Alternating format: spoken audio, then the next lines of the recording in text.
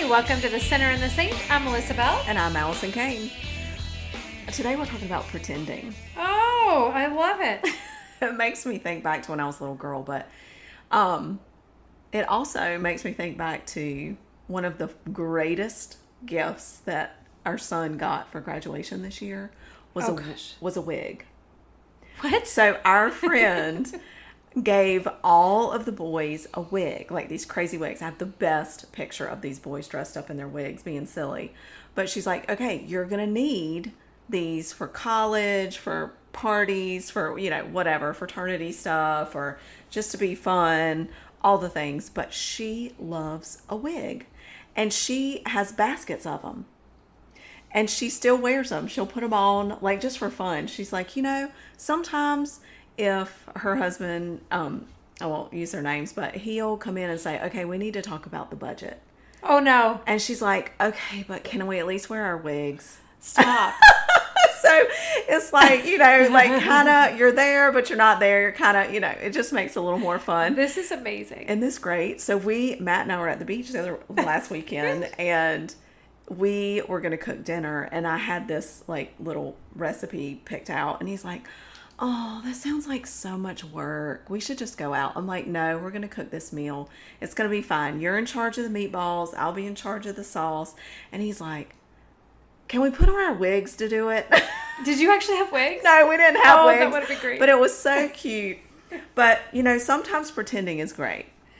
And it's fun. And you think back to when you're a kid and you're pretending to be, a hero in a story. Or a fireman. You're dreaming and thinking about what you might want to do. What would you pretend to be when you were growing up? That's so funny that you asked that. So if you might not know this, you do kind of know this. I pretended most of my life. So the most comfortable I felt was when I was dressed up for a show with my wig and my eyelashes and my costumes on. Because then no one saw the real me. Right. But I didn't realize at that point, I assumed it was just because I was on stage and I didn't want people to know who I was. Whatever. You know what I mean? You wanted to be glammed up. In fact, one time I was heading out of town and I forgot one of my bags and it had like all the important stuff. And so I looked at my boss. I said, I cannot go. I don't have my wig, my this. He goes, it's the same person. You're the same person. I'm like, I can't go out there like this. I can't go out there as me. Right. And so years later, it turns out that was just my protection. I was presenting something to the world that would either A, keep them from coming at me anymore, if that makes any sense. Yeah. Like, let me just keep they'll keep their space from me. And so I spent all of my life pretending to be something different so people would either overlook me, ignore me, or leave me alone. Wow. How's that? I don't think I really played fairy tale things. Oh, no. When I was 7, I did used to like to pretend that I was... Do you remember Chips? Yes. Yes. The officers on their motorcycles? Yes. So me and my brother would take our bicycles and we'd ride around the neighborhood and pretend that we were... Was it Pancho and Rich? I don't know. I don't remember now. Anyways, yeah. That was the only make-believe I ever played. We did a lot. We did a lot of G.I. Joe. We did a lot of Stranded on a Deserted Island because, we lived on the river. So we had sand and the beach. Oh, that would have been fun. Lots of that. And of course, as a little girl, always pretending to be a mom with my babies. Oh, nope. Never did that. So, well, I was reading in this Psalm 119 and this one verse really struck me. And it says, keep me from lying to myself. Oh. Oof. Give me the privilege of knowing your instructions.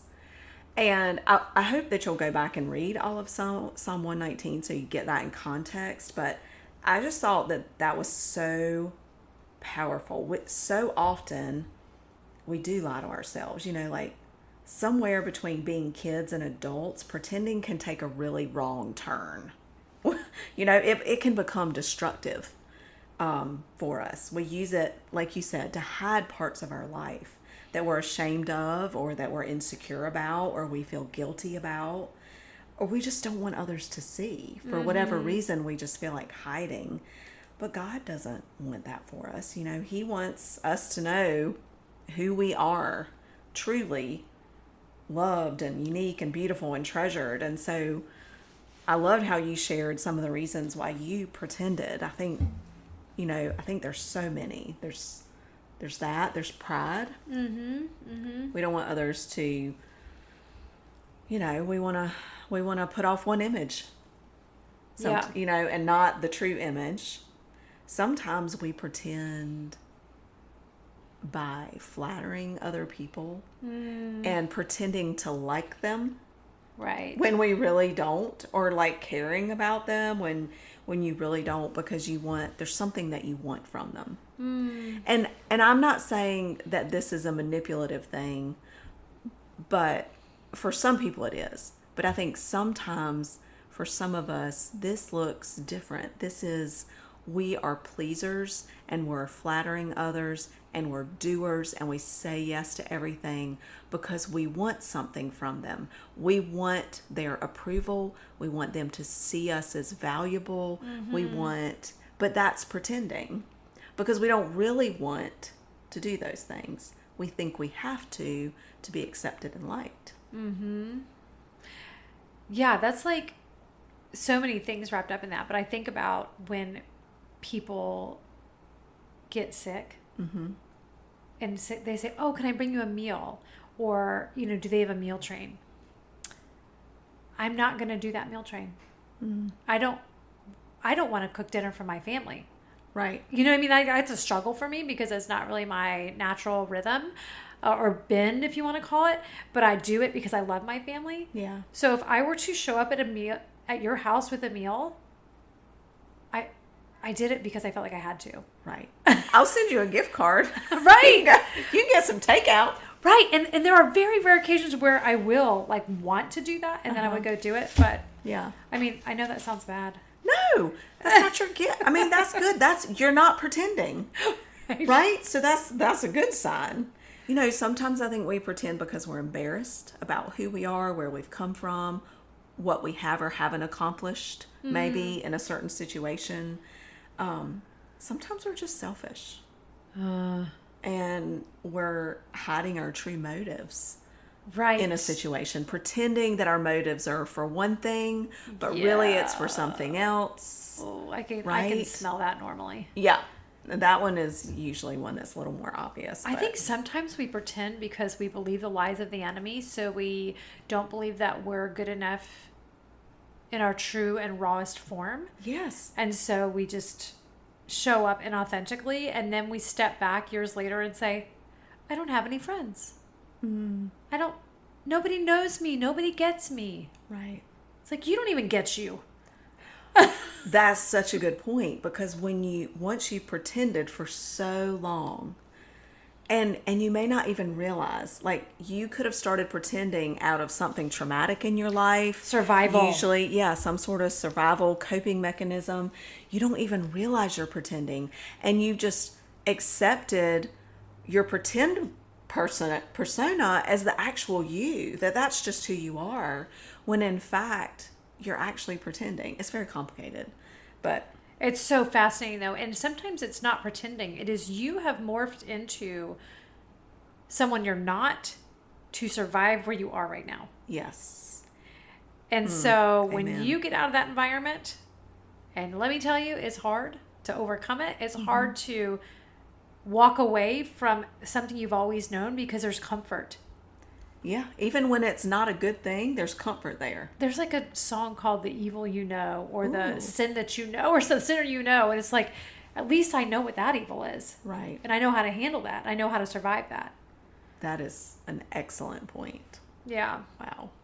Well, I was thinking, pretending with other people is one level. But pretending with God, that doesn't work. Woo, that takes it to a whole nother level. And, we've talked about this, like, He knows our hearts. Like, why do we even go through the trouble? But, gosh, going through the motions of religious activities or actions. We talked about last week, our intentions behind spiritual boundaries or disciplines.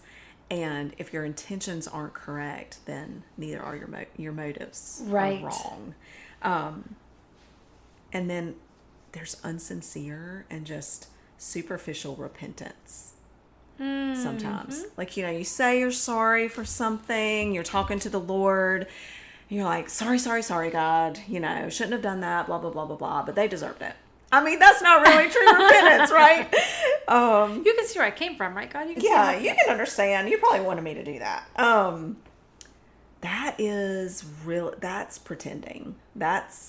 We're trying to hide something from God. And instead of saying, I'm really angry about this, I'm really hurt by this, like, I feel like they don't deserve this, like, talking those things through with him, we pretend with God. It's like, okay, yeah, I'm sorry, moving on. And then we fluff over it. God knows better. I think when we're pretending with God, we have this sort of lukewarm obedience, is what I call it, to his laws. And as we said last week, walking in his ways. Like, we do it because we feel like we should, but we don't really want to. And sometimes we do have to get into the rhythms, and it feels a little forced and pretendish. Yeah. To begin to get into a good pattern. But again, it goes back to your motives and your intentions. Like, are you doing that because you need that discipline to draw closer to God? Or are you doing it just to pretend you're a good person with God? It really, the root is the intention. I think I say you have to show up in obedience, and God will change your heart a lot of times. Yes. And so that's where those spiritual boundary blessings come in, right? But I think what happens sometimes is we can get in this rhythm of checking all the boxes, and then that creates this false pride or sense of righteousness above other people. And so if we're not careful and we're not sitting with God genuinely and allowing him to call out our crap, which, by the way, if God has never called you on crap, you need to go sit again. Fact. I don't know one person that has not been called out by God if you're genuinely sitting with him. Is that a fair statement? Yes, because none of us are perfect, and he is. So yes. I was saying the other day. He does it in love. It's just always sort of like, oh, you're right. Oh, I'm sorry. I was saying the other day, I said, you know what? Situation came up, and someone said, well, let me tell you what God told me today. And I said, if the next words out of that person's mouth are not, God told me that I needed to, I'm calling BS. Because whenever I go to God with something, he's like, aw, that's cute, but let's look at you. Yes. Let me tell you what your chart says. Like the medical doctor. Yeah. We're not going to look at her chart. We're looking at your chart, Melissa. This is what your chart says. We don't care about her diagnosis. We working on you, girl. Exactly. Yes.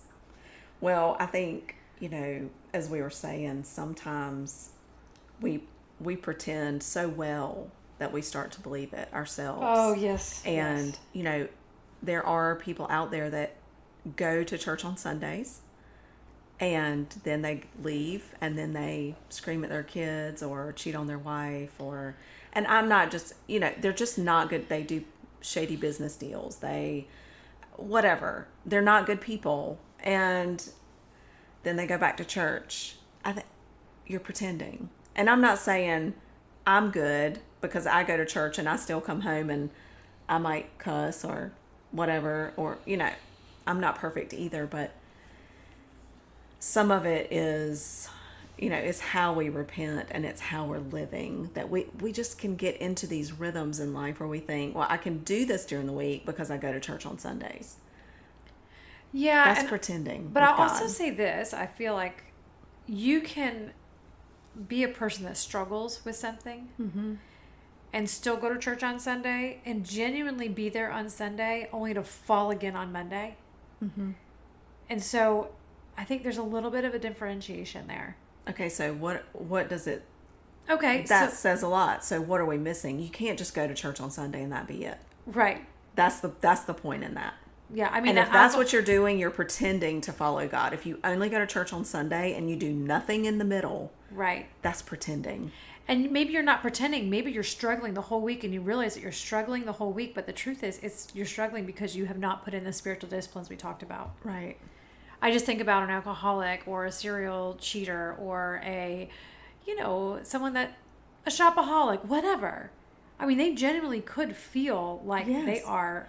But you're still pretending because you're pretending to have it all together. You're pretending to be in control. Yeah. You're pretending that you can manage the situation on your own. We can't. We can't handle this thing called life and all of our issues and dilemmas on our own. We need God. Right. He created us that way. So I don't mean you're like intentionally like hiding and being, like malicious in your endeavors. I just mean you're still pretending before God. Right. You're pretending, I got this. No, you don't. Right. I don't. Right. Melissa doesn't. No one does. We can't without him. Mm-hmm. And pretending like we can doesn't get us anywhere. And you know what's interesting is I feel like, I don't know about you, but I'll overcome something. And I feel like, yes, like if it were people pleasing, I'd be like, I'm not going to do that anymore. And then not God, but the enemy will slide another little, it's like a different vein of pleasing. Yes. Right? And it's like, I thought I could check this off the list. Right. And so our weaknesses are weaknesses. And when you know what your weaknesses are, I don't think you ever fully conquer them. No. I think that the enemy throws them in as curveballs in different scenarios. And next thing you know, you're like, dang it, I did it again. It's so true. And it can be so discouraging if you're not leaning on God. And if you're not like truly repenting, like, oh my gosh, and you get frustrated. Yeah. Because it's hard, but we're never going to have it checked off and figured out this side of heaven, which is helpful to remember. I mean, I'm always going to be working towards that, but never perfect. Right. It's so true. There's always a little new lesson, a little new issue. But I think, if we can get to the point where we are sitting with God and we are becoming more aware of the pretending and the things that we are believing or trying to fluff over, God will point those out, like you said.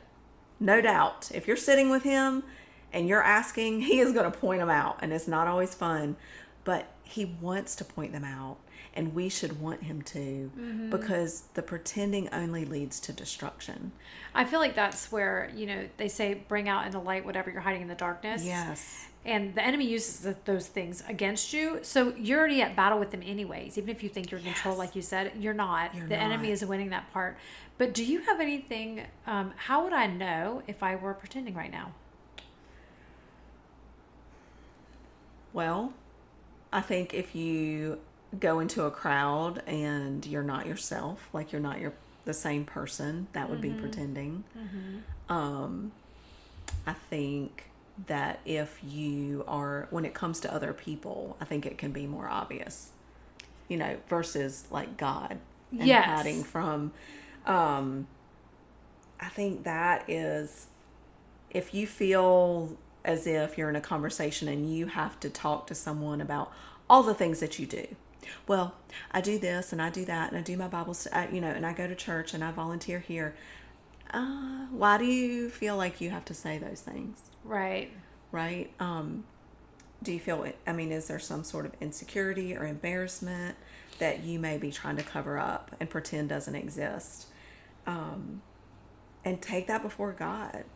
I have one. What is the one thing that you've never told anybody, not even God? Ooh. That's probably an area that you're pretending and you don't even know it. That's good. Because something that massive will trickle into every aspect of your life. Yes. That deep, dark secret that you think no one will ever be able to handle is just between you, yourself, and you. Me, myself, and I. What is it that I hold so close that I will never reveal to anybody? That is an area that you're pretending in. It's so true. And it's so scary to release it and to say it, sometimes just even to God in a silent prayer versus even, especially someone else. But there is so much freedom and healing that comes in the acknowledgement and the verbalization of those things, because the pretending destroys relationships. Yes. Because you're not your true self. Your spiritual growth. Oh my gosh, it destroys that, because if you're hiding from God and pretending to be, I mean, how can you have a relationship with anyone and grow? There's no happiness, true happiness, yes, or peace. There's no improvement of your social and emotional well-being. I think you always live with a little bit of fear or anxiety, thinking that someone's going to know. Or I'm going to go back to the life of my mom. I feel as though she felt like everybody knew everything about her all the time. So she assumed that everybody was looking at her through that lens. Oh. Does that make sense? It does, because what we think people are thinking about us is what we think of ourselves. Yeah, and so she's then projecting that onto those people and responding that, and they don't even know that. Right. They don't know that about you. But she's responding back to them in a way which Yes. just definitely does not build relationships. Right. Yeah.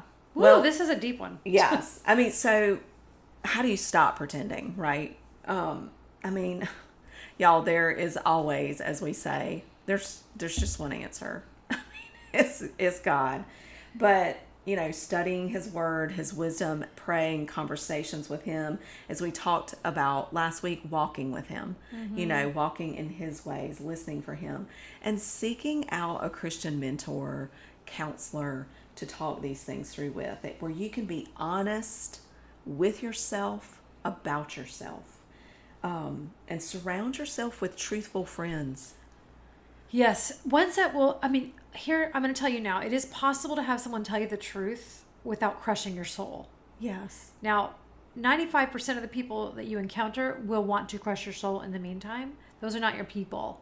Right. The people that will come with just an ear and open arms, and those are the people that want best for you and that are going to continue to guide you. They might say hard things, but you're not going to feel miserable after they do.